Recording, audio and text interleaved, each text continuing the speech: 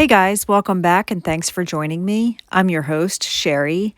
This is a special Christmas edition of my show. It's for the kids. I promise no one is getting their head cut off and no one is kidnapped. I also won't use any curse words.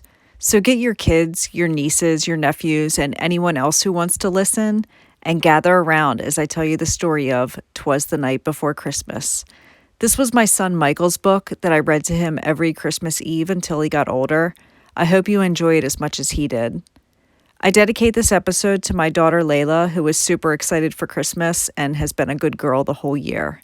This is episode 23, 'Twas the Night Before Christmas. 'Twas the night before Christmas, when all through the house, not a creature was stirring, not even a mouse. The stockings were hung by the chimney with care, in hopes that St. Nicholas would soon be there. The children were nestled all snug in their beds, while visions of sugar plums danced in their heads. And Mama in her kerchief and I in my cap had just settled down for a long winter's nap, when out on the lawn there arose such a clatter, I sprang from my bed to see what was the matter.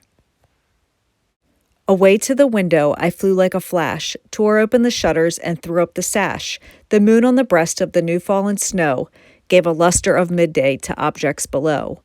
When what to my wondering eyes should appear but a miniature sleigh and 8 tiny reindeer.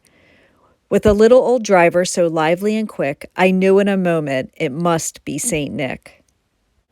More rapid than eagles his coursers they came, and he whistled and shouted and called them by name.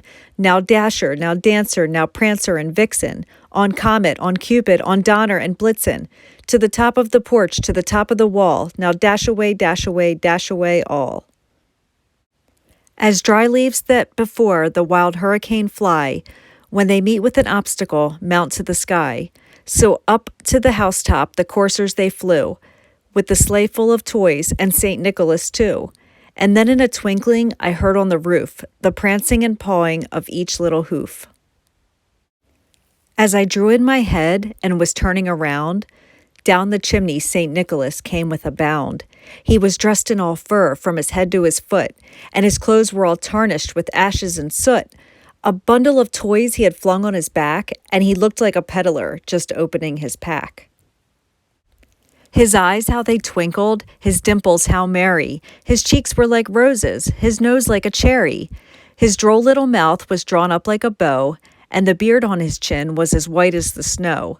The stump of a pipe he held in his teeth, and the smoke it encircled his head like a wreath. He had a broad face and a little round belly that shook when he laughed, like a bowl full of jelly.